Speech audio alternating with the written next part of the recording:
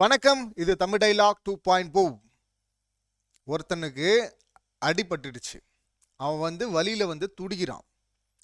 அப்ப போய் ஹெல்ப் பண்ணலனாலும் பரவாயில்ல, நீ ஸ்டன் ஆயிட்டு நின்று பார்க்கலாம். இப்ப அவனை மெடிக்கல் ரூம் கூட்டு போறாங்க. இப்ப அதை பார்த்து அவன் நடிக்கிறான் நடிக்கிறான் நடிக்கிறான் அப்படின்னு சொல்றது என்ன மனநிலை அது? சரி, இப்ப அவன் நடிக்கிறான். ஆனா நீங்க ஃபுல்லா நம்பிட்டீங்க. நம்பிட்டு அவனுக்காக ஃபீல் பண்ணுறீங்க, இறக்கப்படுறீங்க, அனுதாபப்படுறீங்க, பரிதாபப்படுறீங்க, எல்லாம் பண்ணுறீங்க. இப்போ அவன் போயிட்டான். போயிட்டு ரிட்டர்ன் வரும்போது தான் தெரியுது அவன் நடித்தான் அப்படின்னு சொல்லிட்டு. இப்போ யார் கூனி குறுகி நிற்பாங்க? நடித்தவன் தானே கூனி குறுகி நிற்பான். இப்போ நீங்கள்லாம் ஏமாந்துட்டீங்க அப்படின்னு சொல்லிட்டு உங்களுக்கு ஃபீல் வருமா? அவனை லேசாக ஒரு பார்வை பார்த்தா போதும்ல, அவன் காலி இல்லை. நீங்கள் கெத்தான் நிற்கலாம்ல. ஆனால் அப்படி பண்ணாமல் முட்டா பீஸுங்க அங்கே இருக்குங்க, வன்ம குடோன்கள் இருக்குங்க. இதில் ஜெஃப்ரி என்ன சொல்கிறது, அவர் ஆரம்பத்திலே பார்த்தீங்கன்னா மஞ்சரி அட்டாக் பண்ண பாயிறாரு. இப்போ இந்த கேம்லேயே பாருங்களேன், இவனுங்க ஒரு குரூப்பு மூணு பேராக எங்கே குரூப் அதிகமாக இருக்கோ அங்கே பிரிஞ்சுட்டாங்க. இப்போ ராணவ அந்த பக்கம் போனால் நாலாவதாக ஒரு குரூப், அது நாலாவதாக சொன்னார் முத்துக்குமரன், அதனால் அதை ஏற்றுக்க முடியாது அப்படின்றாங்க. இல்லையே, நாலாவதாக சொன்னதுனால என்ன?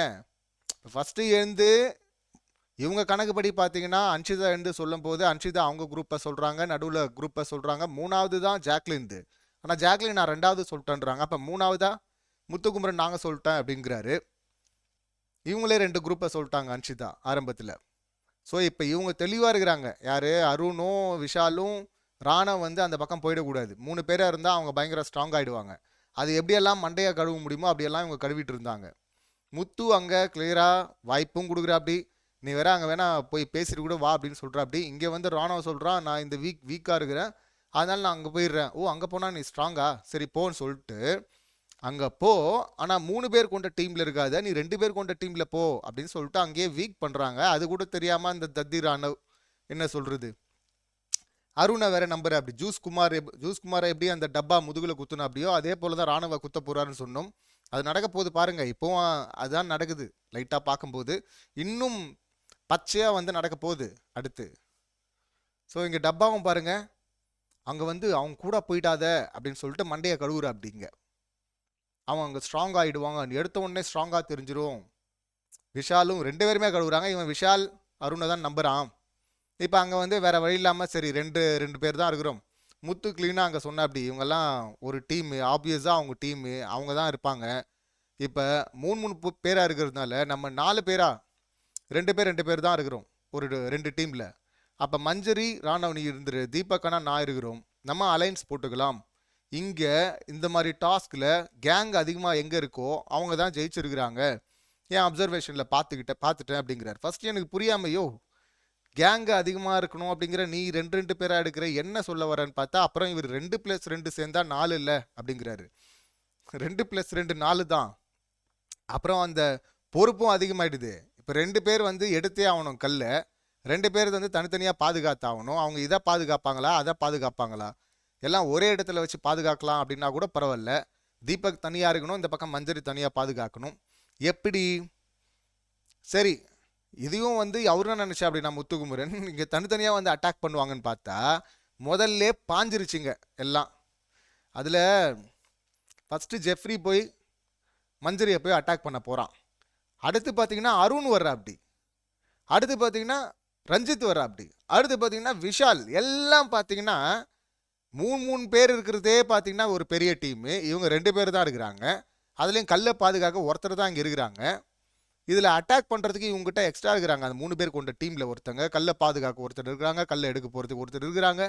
அப்படி இருந்தாலும் ஆல்ரெடி வீக்காக இருக்கிற சிங்கிளாக இருக்கிற ஒரு பெண் கண்டஸ்டண்ட்டை தேர்ந்தெடுத்து, சரி ஆட்டத்தில் என்னங்க பெண்ணு ஆணு, சரி ஒரு கண்டஸ்டன்ட் வீக்காக இருக்கிற டீமு, அந்த டீமில் ஒருத்தரை தேர்ந்தெடுத்து சிங்கிளாக மோதாமல் டபுளா ட்ரிபிளா இன்னும் 4 பேராக அட்டாக் பண்ணிட்டு இருக்கானுங்க. கூட எக்ஸ்ட்ரா சௌந்தர்யா வர வந்துட்டாங்க. அவங்க அட்டாக் உள்ள போல, அவங்களும் பிடிக்க வந்துட்டாங்க. இதில் ராணவ் எத்தனை பேரை தடுக்க முடியும்? ராணவ் ஒருத்தரை தடுக்கிறான், விஷால் அங்கே தடுக்கிறான்னா மற்ற 3 பேர் எங்கே இருக்கிறாங்க? இதில் கல்லை வேற பிடுங்கி எடுத்துகிட்டு போயிட்டாங்க. முதல்ல ஆரம்பித்த உடனே இந்த ஜெஃப்ரி வர்றான், அடுத்து அருணும் வந்து எடுத்துகிட்டு போயிட்டாங்க. இப்போ ரெண்டாவது அட்டாக்ல பார்த்தீங்கன்னா விஷால் வர்றான், அருண், ரஞ்சித், ஜெஃப்ரி எல்லாருமே. இதில் குறிப்பாக இந்த மஞ்சரியை வந்து அட்டாக் பண்ணது பார்த்தீங்கன்னா 2 முறையும். 2வது முறை பார்க்கும்போது ஷோல்டரில் இருக்க கை யாருது, அந்த சாமி தங்கன்னு சொல்லிட்டு சுற்றிட்டு இருக்குல்ல ஒன்று, அதாவது வளர்ந்த ஜெஃப்ரி, இந்த சின்ன ரஞ்சித், இது ரெண்டும் சேர்ந்துக்கிட்டு ஃபர்ஸ்ட் அங்கே தான் அட்டாக் பண்ண போகுது. கல்லில் கூட அங்கே கை இல்லை, அதை பாஸ் பண்ணி பார்க்கும்போது போயிட்ட கல்லெல்லாம் பிடுங்கிட்டு போயிட்ட. அவங்க கம்ப்ளைண்ட்டே பண்ணல. இங்கே வந்து உடனே முதல்ல அட்டாக் ஆரம்பிச்சவன் சொல்லுவாங்கல்ல, இவரே வைப்பாரான் இவரே எடுப்பாரான்னு மாதிரி, இல்லை லெட்டர் இவரே போட்டுட்டு யார் கம்ப்ளைண்ட் கொடுத்ததும் ஒரே ஆள், பிரித்து படித்ததும் ஒரே ஆள் அப்படிங்கிற மாதிரி தான் இந்த டப்பா. இது டப்பா வந்து 2 கேரக்டர் பண்ணோம் அப்படியே. ஃபஸ்ட்டு பாஞ்சு போய் அட்டாக்கு அப்படின்னு சொல்லிட்டு ஒன்று பண்ணிட்டு, அதுவும் குரூப் அட்டாக்கு, தனி அட்டாக் கூட கிடையாது, குரூப் அட்டாக்கு. குரூப் அட்டாக்கை பண்ணிவிட்டு அப்புறம் வந்து நல்ல வேஷம் போட்டுனுங்கிறான். அப்படி கடைசி ராணா வந்து திரும்பி எல்லாரையுமே அட்டாக் பண்ண முடியும். ஒருத்தன் நேராக ஜெஃப்ரி கிட்ட போகிறான். யார் அதிகமாக கல் இங்கே எடுத்து, ஜெஃப்ரியா? சரி, ஜெஃப்ரி கிட்ட போகிறான். ஜெஃப்ரி கிட்ட போகிறதுக்குள்ளே இது பாஞ்சு வருது முன்னாடி வந்து. ஒரு ஷோல்டரை பிடிச்சாச்சு, ரைட் ஷோல்டரை. லெஃப்ட் ஷோல்டரை வந்து பார்த்தீங்கன்னா இவன் ஜெஃப்ரி. இது பத்தாது அப்படின்னு சொல்லிட்டு விஷால் வேற பின்னாடி வந்து இவ்வளோ அட்டாக் பண்ணிட்டு இருக்காங்க. அங்கேயே கையை போட்டு முறுகிட்டாங்க. இவன் ஒருத்தன் கையை ஸ்ட்ராங்காக பிடிச்சிட்டு இருக்காது. பண்ணதே பார்த்தீங்கன்னா இந்த டப்பா தான். எனக்கும் காலையில் ஆரம்பத்திலே ஆரம்பிச்சிட்டானுங்க. ரொம்ப பார்த்தோம் இவர் அங்கே ஹெல்ப் பண்ண போகிறாரு அருண். மற்றவங்களாம் நடிக்கிறாங்கன்னு சொல்லிட்டு இருக்கிறாங்க. சௌந்தர்யா நடிக்கிறான்றாங்க, அன்ஷிதா சொல்கிறாங்க, ஜெஃப்ரி சொல்கிறான். ஆனால் அருண் விஷால் ஓடுறாங்க, பிடிச்சி தூக்கிட்டு போகிறாங்க. இது ப்ரமோவில் வந்தது. அப்போயே பார்த்தீங்கன்னா அருண் பார்த்தீங்களா எவ்வளோ பாசமிக்கு, எவ்வளோ நல்லவர், எவ்வளோ ஹியூமனிட்டி இருக்குது அருணுக்கு அப்படின்லாம் புதுசாக கிளம்பாரு. ஏற்கனவே இருக்கிறானுங்க பிஆர் குரூப்பு. அது இல்லாமல் புதுசாக வேற காசு பே பண்ணியிருப்பாங்க பொழுது. காலையிலே ஆரம்பிச்சிட்டானுங்க. முதல்ல இவனுக்கு என்ன ஆச்சு என்ன நடந்ததுன்னு கூட தெரிஞ்சுக்க விரும்பாம அடிபட்டவனுக்கு அதுக்குள்ளே ஹெல்ப் பண்ணவனை வந்து கொண்டாட ஆரம்பிச்சிட்டாங்க. என்ன ஹெல்ப் பண்ணா? இவன் வந்து குறை சொல்ல, நடிக்கிறேன்னு சொல்ல, அங்கே போய் ஹெல்ப் பண்ண வா வா ஹாஸ்பிட்டல் போகலாம் கூப்பிட்டதுக்கு பார்த்தீங்கன்னா எதுக்கு அவ்வளோ சீக்கிரம் கொண்டாடணும் அப்படின்னு பார்த்தா இப்போ தான் தெரியுது. இந்த மெசேஜ்லாம் வந்துருச்சு போல இருக்கு. இவனும் கையை பிடிச்சான்னு எங்கே இவன் பக்கம் திரும்பிடுமோ அப்படின்னு சொல்லிட்டு வெளியே இருந்து இந்த பிஆர் கும்பலை வந்து இயக்குறாங்கல்ல ஒரு அக்கா, அவங்க ஹோஸ்டையே திட்டுறாங்கல்ல, அந்த அக்கா பார்த்தீங்கன்னா இறக்கி விட்டுருக்குறாங்க அந்த கும்பலை. நிறைய போஸ்ட் பார்க்க முடிஞ்சுது. அவர் அப்படியே உத்தமர் டப்பா. கடைசியில் கையை போட்டு முறுக்கிட்டு இருக்கு. ஃபர்ஸ்ட் அட்டாக்கே அவர் தான் போகிறது. கையை இந்த பக்கம் ஸ்ட்ராங்காக பிடிச்சிட்ட ஒரு ஆள், ஒரு கையை பிடிச்சிட்ட.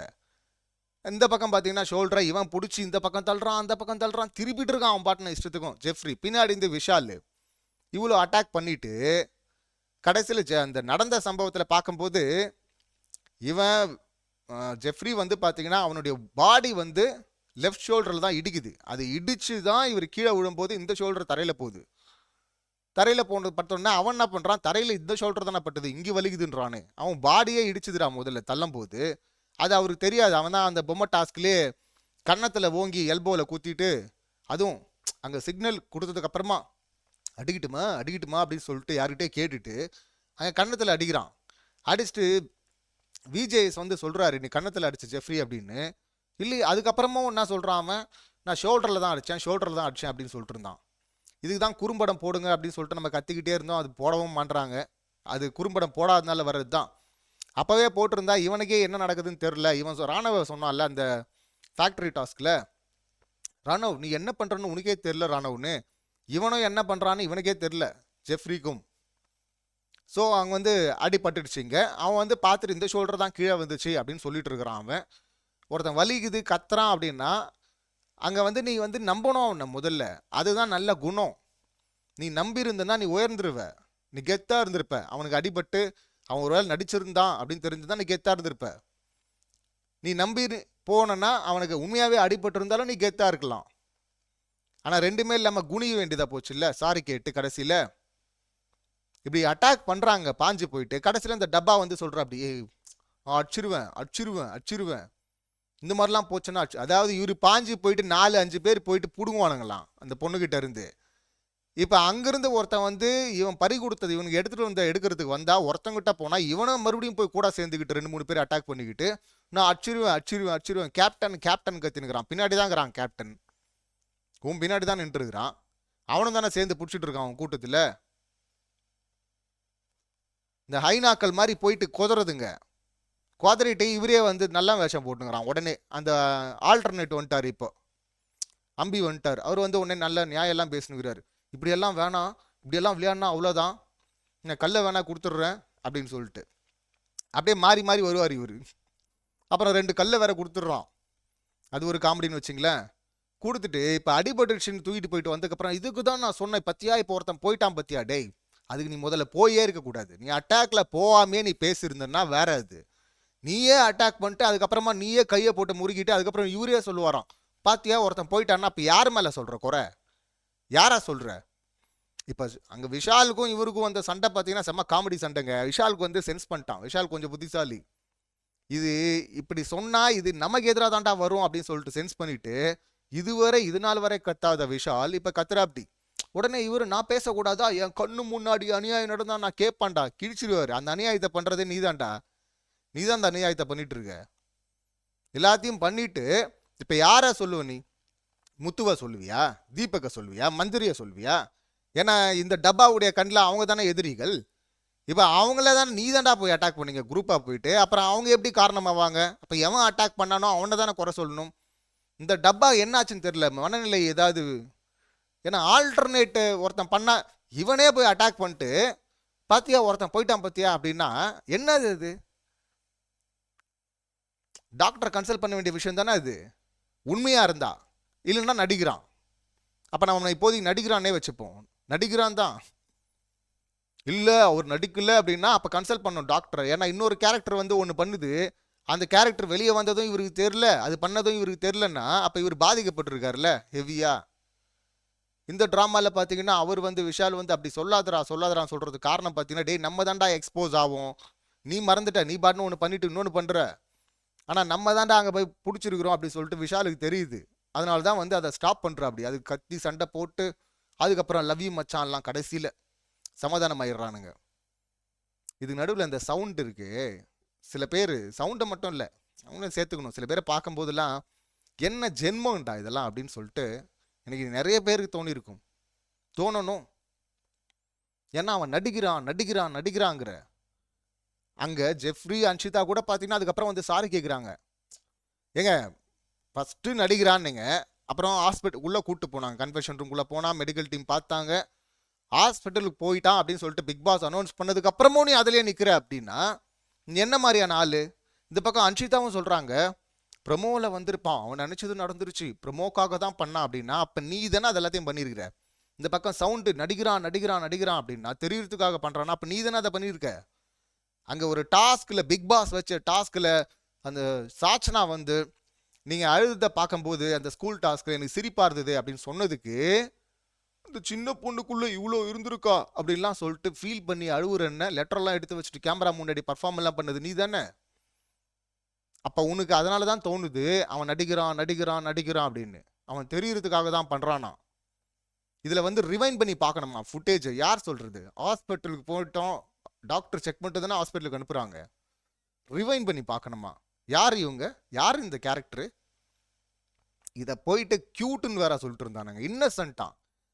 மனசில் தோணுதுன்னு நான் சொல்கிறேன். மனசில் தோன்றதெல்லாம் சொன்னால் பைத்தியம்னு அர்த்தம், மன நோய் அது.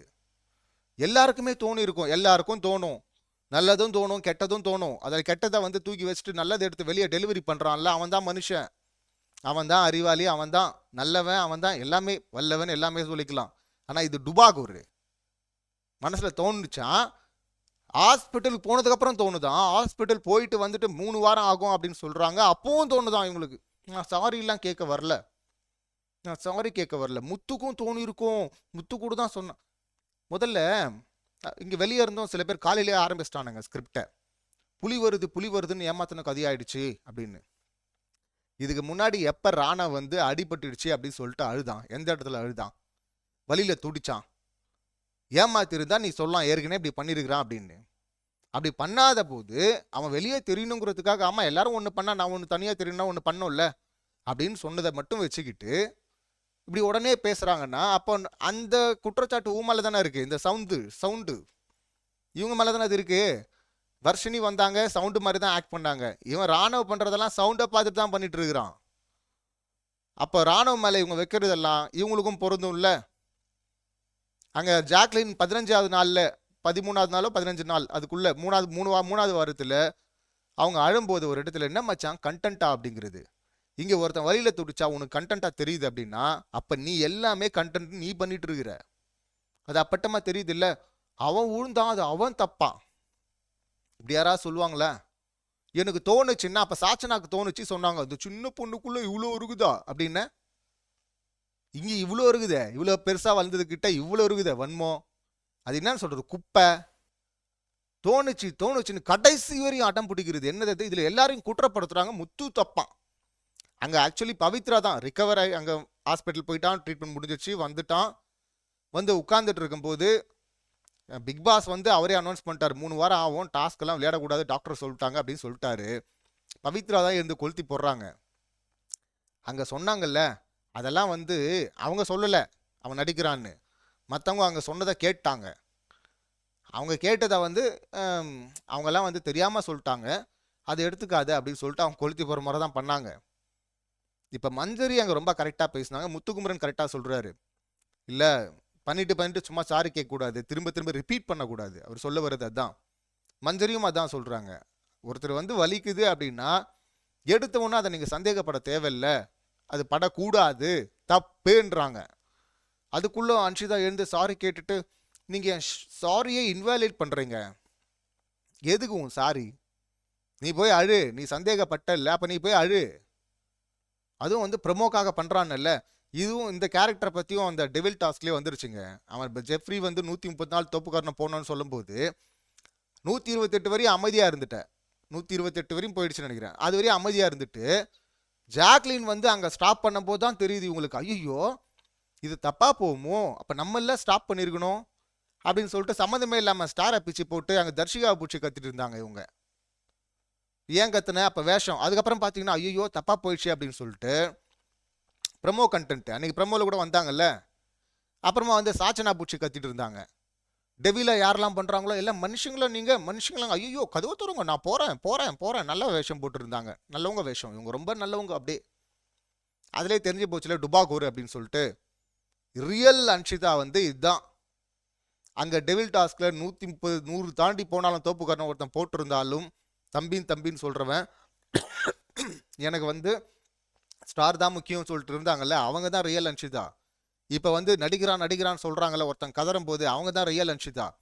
அதுக்கப்புறம் பண்ணுறதெல்லாம் ட்ராமா. அங்கே பண்ண மாதிரி வந்து இங்கேயும் ட்ராமா பண்ணுறாங்க. பட் இந்த ட்ராமா கூட சரி பண்ணிட்டு போட்டோம் ஓரமா அப்படின்னு சொல்லிட்டு விட்டு போகலான்னு பார்த்தா ஜெஃப்ரி விழுந்து சாரி கேட்குறான். நீ இந்த பக்கம் விழுந்த, ஆனால் இந்த கையை இந்த பக்கம் பிடிச்ச, அதனால் நான் அப்படி நினச்சிட்டேன் சாரின்னு சொல்லிட்டு அவனும் நிற்கிறான். அந்த சாரி நம்ம ஏற்றுக்க போகிறதில்ல, அவன் பொய்யா தான் சொல்லிட்டு இருக்கிறான். அவனுக்கும் என்ன பண்ணுறதுன்னு தெரில. ஆனால் ஏதோ ஒன்று கேட்குறாங்கல்ல, அந்த லெவல்லையாவது ஓரளவுக்கு பரவாயில்லன்னு வந்துட்டானுங்க. மற்றவங்கள விட இவங்க மோசம்தான் இந்த மாதிரி நடிக்கிறாங்க சொன்னவனுங்க. ஆனால் அதிலிருந்து அதுக்கப்புறமாவது ஒருத்தன் கட்டு போட்டு வந்துட்டான். மெடிக்கல் டீம் சொல்கிறது தான் பிக் பாஸ் சொல்ல போகிறாரு, பிக் பாஸ் போய் சொல்ல போகிறது இல்லை. அதுக்கப்புறமா வந்து சாரியாவது கேட்குறாங்க. ஆனால் கடைசி வரையும் நான் சாரி கேட்க மாட்டேன்னு நிற்குது இல்லை ஒரு கேரக்டரு. அது என்ன கேரக்டர்? அது எவ்வளவு மோசமான கேரக்டர் அது. இதில் வேற தோன்றதெல்லாம் பேசுதா. முதல்ல மெடிக்கல் டீமில் கூப்பிட்டு அவங்கள தான் செக் பண்ணணும். நோய் அது, நோய். சமூகத்துக்கும் நோய் தானே அது. அவ்வளவு என்ன அப்போ நீ நடிக்கிறன்றதுனால தானே உனக்கு அப்படி தோணிட்டே இருக்கு. யார் அழுதாலும் உனக்கு நடிப்பா தெரியுது, யார் வந்து வழியில் கதறினாலும் உனக்கு நடிப்பா தெரியுது. கேட்டால் எனக்கு தோணுச்சு இவங்களா ஜாக்லினுக்கு சப்போர்ட் பண்ண போயிடுவாங்களாம். அப்புறம் வந்து நான் போகலன்னா அவள் தப்பாக நினச்சிப்பா அப்படின்னு சொல்லிட்டு இவங்களே நாமினேட் பண்ணுவாங்களாம். இந்த மாதிரி டுபாகோரை பார்த்ததே கிடையாது பிக் பாஸ் இதுவரை. இந்த டுபாகோருக்கு 35 மார்க்கில் பாஸ் ஆக கூட லாய்க்கு இல்லாத ஒரு டுபாகோருக்கு 100 மார்க்கு வெளியில் போடுறது. கிழிஞ்சிருச்சா இன்னைக்கு எல்லாமே மொத்தமாக கிழிஞ்சு தொங்குதா? இன்னும் நீங்கள் எவ்வளோ ஊதுனாலும் அங்கே அந்த வாயே போதும் சூனியம் வச்சுக்கிறதுக்கு. அது பாருங்க கண்டினியூஸாக வச்சுட்டு இருக்கும். இன்னைக்கு வர எவ்வளோ கேவலமான சிந்தனை உள்ள ஆள், எவ்வளோ கேவலமாக அது அடிபட்டு அது உண்மைன்னு தெரிஞ்சதுக்கு அப்புறமும் நான் அதே இடத்துல தான் நிற்பேன், நான் சாரி கேட்க மாட்டேன்னு சொல்கிறது எவ்வளவு கேவலமான சிந்தனை அது. எவ்வளவு கேவலமான கண்டஸ்டன்ட், என்ன தாட் அது. மொத்தமாக நீ தெரிஞ்சு போச்சா? இந்த பீஸை தான் வந்து இன்னசென்ட்னு ஊட்டிட்டு இருந்தானுங்க, காமெடி பீஸ். அதுக்கப்புறமா வந்து இவங்க சொன்னதுக்கப்புறமா முத்துக்குமரனும் மஞ்சரியும் சொன்னதுக்கப்புறமா தான் அவங்களுக்கு இன்னும் ஹெவியாக ஹிட் ஆகுது. உடனே அழுது ட்ராமா பண்ணிடலாம். ஏற்கனவே டெவில் டாஸ்கில் அழுத, அங்கேயும் ட்ராமா பண்ணேன். மறுபடியும் இங்கேயும் நீ அழுது ட்ராமா பண்ணனா ஏமா வார வாரம் நீ அழுது ட்ராமா பண்ணிருப்ப, இதை நம்பிட்டு இருப்பாங்களாம்மா அன்ஷிதா? இதுமா ராணுவ பண்ணா ப்ரமோல வந்துடுவான். இப்போ நீ அழுது ப்ரமோல வந்துடும் தானே பண்ற. அதுக்கு தானே இதெல்லாம் பண்ற. இந்த அளவுக்கு கூட யோசிக்க மாட்டாங்களா மக்கள்? ஸோ ஒரிஜினல் அன்ஷிதாவும் தெரிஞ்சிடுச்சு, ஒரிஜினல் ஜெஃப்ரியும் வந்துட்டான். எல்லாத்துக்கும் மேலே மொத்தமாக முகத்துறை நார் நாராக கிழிஞ்சு நிற்கிறது அந்த சவுண்டு. கேவலமாக இருக்குல்ல. ரியாக்ஷன் கொடுக்குறதே ஒரு ஒரு பெரிய விஷயம் கிடையாது. அந்த ரியாக்ஷனே பெரிய விஷயம் மாதிரி ஊதுனானுங்கல்ல. கியூட்டுன்னு, இன்னைக்கு இன்னசென்ட்டுன்னு இன்னும் தெரிஞ்சிருச்சுல்ல. முதல் 3 வாரத்துலேயும் தெரிஞ்சிருங்க அது டுபாகோருன்னு. எல்லா டாஸ்க்கும் விளையாடிட்டு அங்கே வந்து எனக்கு வாய்ப்பே கொடுக்கலன்னு அழும்போதே தெரியல அது எவ்வளோ பெரிய போலின்னு. அங்கே மூளை வேலை செய்யாது சொல்லிட்டு இருந்த முட்டாள் மக்கு அப்படின்னு சொல்லிட்டு இருந்த அந்த கண்டஸ்டன்ட்டு ராணுவ பார்த்து மக்கு மக்கு மக்குன்னு சொல்லிட்டு இருந்தாங்க. அவன் ஏற்கனவே நடிச்சான்னா பிராங்க்ல எல்லாரும் தான் நடிச்சுங்க, அவன் மட்டுமா நடிச்சான்? அப்போ யாருமே நம்பக்கூடாது. ஸோ அதனால வந்து இவங்க உருட்டுறதெல்லாம் வெளியே இனியெல்லாம் வேலைக்கு ஆகாதுப்பா. இனியும் ஹெவியாக சம்பவம் பண்ணிப்பாங்க அவங்களே. அந்த டப்பாவும் சிக்கிட்டாரு அவர், டப்பா தாறுமாறா சிக்கினார் அங்கே. இது 2 கேரக்டர் அவர். இவங்கெல்லாம் வந்து ஒரு கேரக்டர்லேயே மோசமான கேரக்டர், இன்னொரு கேரக்டர் நல்ல மாதிரி வேஷம் போடுவாங்க செகண்ட் ஹாஃபில் அன்ஷிதா. இது ஃபுல்லாக சவுண்டு வந்து மொத்தமாக மோசம். ஜெஃப்ரியும் அன்ஷிதா மட்டும் பாதி ஒரு கேரக்டர் பண்ணிட்டு பாதி இன்னொன்று டபுள் கேரக்டர், டியூல் ரோல். இவங்க ஃபர்ஸ்ட் ஹாஃப் செகண்ட் ஹாஃப் அன்ஷிதாக்கும் ஜெஃப்ரிக்கும். ஃபர்ஸ்ட் ஹாஃப் வந்து மோசம், செகண்ட் ஹாஃபில் வந்து ஐயோ அப்படின்னு ஃபீல் பண்ணுவாங்க. இங்கே சவுண்டு ஃபுல்லாகவே மோசம். அந்த பக்கங்கிறாரு டப்பா, அவர் 2 ரோல் டியூல் ரோல். அவரே மோசமாக பண்ணுவார், அவரே நல்ல வேஷம் போடுவார். 2 ரோல் அவருக்கு. இதில் கூட இருந்தே நல்ல மாதிரி பேசி எப்படி மண்டையை கழுவலாம் அப்படின்னு பார்க்குறது விஷால். ஸோ ஜெயிக்கக்கூடாது அப்படின்னு சொல்லிட்டு ஒரு பிளே ராணவ, அதாவது முதுகில் குத்துறது தான் இது. ராணவ குத்துறது இல்லை. நீ அதுக்கேற்ற மாதிரி நீ அவனை பக்கத்தில் ஸ்ட்ராங்காக வர வச்சுட்டு வாடா நம்ம ஸ்ட்ராங்காக விளையாடலான்னு சொல்கிறது வேற. அவன் வந்து தத்தி யோசிக்க மாட்டான்னு சொல்லிட்டு அவனுக்கு நல்லது பண்ணுற மாதிரி அவனை மண்டையை கழுவுறது வேற இல்லை, முதுகில் குத்துறது. அதை தான் அவங்க 2 பேருமே பண்ணாங்க. அருணும் பண்ண அப்படி, விஷாலும் பண்ண அப்படி. இது ஒரு டோட்டலாக இன்னைக்கு முடிஞ்சிருச்சு. அதில் இனியும் வரும். இந்த டாஸ்க் முடியத்துக்குள்ள இன்னும் நாராக கிழிய போகுது பாருங்க. இந்த டம்மிங்கெல்லாம் எக்ஸ்போஸ் ஆக போகிறாங்க. அப்புறம் எனக்கு அந்த பெரிய ஜெஃப்ரி இருக்கார்ல, என்ன மனுஷன் அந்த ஆள் அப்படின்னு தான் கேட்க தோணுது. போயிட்டு மந்திரியை போயிட்டு அட்டாக் பண்ணீங்க 4 பேர் போயிட்டு. ஜெஃப்ரியும் ரஞ்சித்தும் கடைசி வரை இந்த கவுண்டம்பாலுமே அப்படி இழுத்துட்டு ஷோல்டர்லாம் இழுத்து தள்ளிட்டு கல்லை எடுத்துகிட்டு ஓடி வந்த. இப்போ அருண் வந்து இது வந்து அவரும் எல்லாத்தையும் பண்ணிட்டு இதெல்லாம் மோசமாக போகக்கூடாது, இன்ஜுரி ஆகாமல் விளையாடுங்கன்னு முத்து வந்து சொல்கிறாரு. அதுக்கு ஆல்ரெடி இன்ஜுரி ஆயிடுச்சு. என்ன இன்ஜுரி ஆயிடுச்சு? நகத்தில் கீறிடுச்சா? இப்போ மஞ்சரி வந்து கீறினாங்களா, முத்து வந்து கீறினா அப்படியா, ராணவ் வந்து கீறினானா, இல்லைனா தீபக் வந்து கீறினாரா? யார் கீறினாங்க? பாஞ்சி போய் கும்பலில் கோவிந்தா போட்டு பாஞ்சி போய் கும்பலாக போகிறீங்களே அட்டாக் பண்ண, அறிவு இல்லை? ஆரம்பிச்சு 5வது நிமிஷத்துக்குள்ளே இந்த வேலையை பார்க்குறாங்க. மஞ்சரி கம்ப்ளைண்ட் பண்ணலங்க, 4 பேர் 4 பக்கம் வந்து புடுங்கிட்டு போகிறானுங்க, அவ்வளோ அடிபடுது, கீழே விழுறாங்க. அவங்க கம்ப்ளைண்ட் பண்ணல, இந்த ஆள் கம்ப்ளைண்ட் பண்ணிருக்காங்க ஆல்ரெடி ஆயிடுச்சு அப்படின்னு. இதில் அவன் அடிக்க வர்றான் அப்படின்னு சொல்லிட்டு சொன்னதை மஞ்சரி அங்கேயே கட் பண்ணி ஸ்டாப் பண்ணாங்கல்ல, அந்த டப்பாவை ஓட விட்டாங்கல்ல. அவன் கல்லை பிடுங்கி எடுத்துன்னு போயிட்டீங்க தனியாக இருந்த ஆள்கிட்ட. இப்போ வந்து கூட வந்து அந்த பார்ட்னர் வந்து அங்கே வராரு திரும்ப வாங்குறதுக்கு, ஒருத்தங்கிட்ட போனால் எடுக்கிறதுக்கு போனால் அதுக்குள்ளே பாஞ்சி வருது அங்கேயே. நீ உன் டீமில் தானே விளையாடணும், 3 பேர் அங்கே ஆல்ரெடி இருக்கீங்களே. அங்கேருந்து பாஞ்சி வந்து அவன் அடிக்க வந்தாரான், அடிக்க வந்தானா இவர் கண்டுபிடிச்சிட்டாரு இவர் டப்பா. நீங்கள் போய் பாஞ்சி எடுத்து பிடிக்கிட்டு வந்தீங்களா, அது என்னது? அதுக்கு பேர் ராணவ் வந்ததே அடிக்க வந்ததுன்னா அப்போ நீங்கள் போய் பண்ணது கும்பலா? ஸோ எவ்வளோ மோசமாக இருக்காங்க பாரு. இந்த மோசமான விஷயத்துக்கெல்லாம் முட்டு கொடுத்து பிஆரை செட் பண்ணிட்டு 4 ட்வீட்டை போட்டிங்கன்னா, இல்லை 4 கதறில் 4 பேரை வச்சு கதற விட்டிங்கன்னா முடிஞ்சிச்சா? அப்படியே புனிதர்கள் ஆகிடுங்களா நீங்கள்? புனித ஆத்மாவா இதெல்லாம்? இவரே கையை முருகுவாரான், இவரே போய் அட்டாக் இறங்குவாரான், இவரே கல்லை திருப்பி கொடுப்பாரான், இவரே போயிட்டு என் கண்ணு முன்னாடி ஒரு அநியாயம் நடந்துச்சுன்னா நான் பார்த்துட்டு சும்மா இருக்க மாட்டேன், ஏ டப்பா ஓரமா போ அப்படின்னு தான் எனக்கு சொல்ல தோணுது. இது இன்னும் வந்து எக்ஸ்போஸ் ஆனது தெரியாமல் இன்னும் நடிச்சிட்டு இருக்கு. ரீல்லாம் அப்பயே அறுந்து போச்சு. அது தெரியாமல் வந்து வெளியிலையும் ரீல் சுற்றிட்டு இருக்காங்க, உள்ளவும் ரீல் சுற்றிட்டு இருக்கா. அப்படி காமெடி பீஸ் அப்படின்னு தான் சொல்லணும். அப்புறம் எனக்கு அந்த முதல்ல நடந்தது இல்லை அந்த சர்க்கரை மேட்ரு, அதை என்னன்னு சொல்கிறதுனே தெரில. அங்கே ஜாக்லின் வந்து அந்த வார்த்தையை சொல்ல, ஜாக்லின் வந்து அவன் காமெடியாக கேட்டான் அப்படின்னு தான் சொன்னாங்க. அவன் வந்து அவனுக்கும் ஃப்ளூயிட் அப்படின்லாம் அவன் சொல்லலை அவங்க. ஆனாலும் இந்த ரயான் போட்டு அடிக்கிறதெல்லாம் எனக்கு ஆச்சரியமாக இருக்கு. என்னடா ட்ரை பண்ணுறீங்க? எதிரில் போய் இந்த சொல்லுவாங்கள்ல, அவன் மேலே இருக்கிற அவன் அடிக்கிறது கஷ்டம், இவன் பக்கத்துலேயே இருக்கிற அவன் அடிச்சிடலாம் ஈஸி அப்படின்னு, இவன் திருப்பி அடிக்க மாட்டான் அப்படின்னு அடிப்பாங்கல்ல, அந்த மாதிரியா? அவன் ஜெஃப்ரியா இருக்கட்டும், இந்த சௌந்தர்யாவா இருக்கட்டும், இந்த ரயானா இருக்கட்டும், ஏன்னா 4 பேரும் கூட சேர்ந்தார், 3 பேரும் சுத்திட்டு இருந்தீங்க, 4வது ஜாக்லின் கூட எல்லாம் பண்ணிட்டு பார்த்தீங்கன்னா, இப்போ அடிக்கணும் போது அங்கே போனால் அவங்க ஹெவியா அடிச்சிருவாங்க, அதனால இங்கே அடிப்போம்னு சொல்லிட்டு சௌந்தர்யா இங்கே குத்துறதும், ஜெஃப்ரி இங்கே கொடுத்ததும், அவர் ஜெஃப்ரி இங்கேயும் ஜாக்லினும் குத்துவார், சௌந்தர்யாவும் குத்துவார், ரயானையும் குத்துவார், அவர் யார் வேணா குத்துவார். இந்த ரயானும் பார்த்தீங்கன்னா ஜெஃப்ரி சௌந்தர்யா குத்தவானா அப்படின்னு சொல்லிட்டு இவனும் ஜாக்லினை போட்டு குத்திட்டு இருக்கான். டேய், எல்லாம் ஒன்றா இருக்கும்போது நீங்கள் என்ன சென்ஸில், என்ன காமெடி சென்ஸில் கேட்ட? ஃப்ரெண்ட்ஸாக தானே இருந்தீங்க போன வாரத்தில். அப்புறம் கேட்டுட்டு இப்போ வந்து அதை சீரியஸாக கம்ப்ளைண்ட்டாக எடுத்துகிட்டு வரதெல்லாம் அது காமெடியாக தான் இருந்தது. இவங்க ஜாக்லின் அடித்து பேர் வாங்கணும்னு பார்த்துட்டு இருக்கானுங்க. நீங்கள் அடிக்கிறதுல ஜாக்லினுக்கு தான்டா பேர் வரும், இந்த மாதிரிலாம் அடிச்சுட்டு இருந்தீங்கன்னா அப்படின்னு தான் நமக்கு சொல்ல தோணுது. அதை வந்து அவர் கூல் கேப்டன் அப்படி சொல்லிட்டாங்க. இதுவரை கூல் விஷால் அப்படி சொல்லிட்டு அவர் அங்கே ஹேண்டில் பண்ணதெல்லாம் அது வரையும் எனக்கு பரவாயில்லையே, கரெக்டாக ஹேண்டில் பண்ணுறான்னு நினச்சேன்.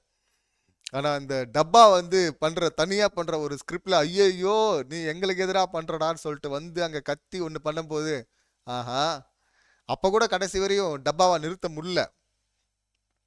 அதுக்கப்புறமா எங்கேயாவது வார்த்தையை விடுவாங்க பேசி, இந்த வாரத்திலேயே அதுவும் வரும் பாருங்க வெளியில், ஸ்மோக்கிங் ஜோனில் தான் பேசுவாங்கன்னு நினைக்கிறேன். அதெல்லாம் எடுத்து போட்டால் இன்னும் சிறப்பாக இருக்கும், வரும், வெயிட் பண்ணி பார்ப்போம். ஸோ இன்னைக்கு எபிசோடில் இந்த மாதிரி முகத்திரை கிழிஞ்சு சவுண்டு, ஜெஃப்ரி, அன்ஷிதா, டப்பா இவர்கள் முகத்திரை தான் நார்னராக கிழிஞ்சு தொங்கியிருக்கு. இந்த பக்கம் ரொம்ப சரியாகவே போயிட்டு இருக்காங்க. இன்னும் டாஸ் சிறப்பாக இருக்கும் அப்படின்னு நினைக்கிறேன். ராணுவுக்கு உள்ளே இருக்கிறவரை இது புரியுமான்னு தெரில. ஜூஸ் குமார் எப்படி வெளியே வந்ததுக்கப்புறம் புரிஞ்சுதோ அதே போல் தான் ராணுவ வெளியே வந்ததுக்கப்புறம் தான் புரியும், தப்பான இடத்துல இருந்துட்டோம், தப்பான டீமை நம்பிட்டோம் அப்படின்னு சொல்லிட்டு. அதுலேயும் குறிப்பாக அந்த டப்புக்கு டப்பாவை நம்பிடக்கூடாதுன்னு சொல்லிட்டு அப்புறம் தான் தெரியும். இல்லை இப்போ ரெஸ்ட்டு கொடுத்துருக்காங்களே விளையாடக்கூடாதுன்னு சொல்லிட்டு இப்போ வந்து அப்சர்வ் பண்ணால் புரிஞ்சிடும். அப்சர்வ் பண்ணுற அப்படியா இல்லையான்னு பார்ப்போம். ராணுவ தான் இந்த சவுண்டுக்கு கண்ணி வெடி நம்ம சொல்லிக்கிட்டே இருந்தோம். சவுண்டு பண்ணுற மாதிரியே பண்ணி வெறுப்பேற்றுறது ராணுவ மட்டும்தான். அப்போ தான் அந்த சவுண்டு கடுப்பாகுது, சவுண்டு வெளியே வர்றாங்க. இப்போ இது எதிர்பாராத ட்விஸ்ட் நமக்கே. இதில் மொத்தமாக கிழிஞ்சு தொங்கிட்டாங்க, காலி. இன்னும் நிறைய சம்பவங்கள் அடுத்து நடக்கும் அப்படின்னு சொல்லிட்டு எதிர்பார்க்குறேன். இந்த சம்பவங்களை நீங்கள் எப்படி பார்க்குறீங்க, உங்கள் கருத்து என்ன அப்படிங்கிறத கமெண்ட் பண்ணுங்கள். மீண்டும் அடுத்த வீடியோவில் சந்திக்கலாம். நன்றி, வணக்கம்.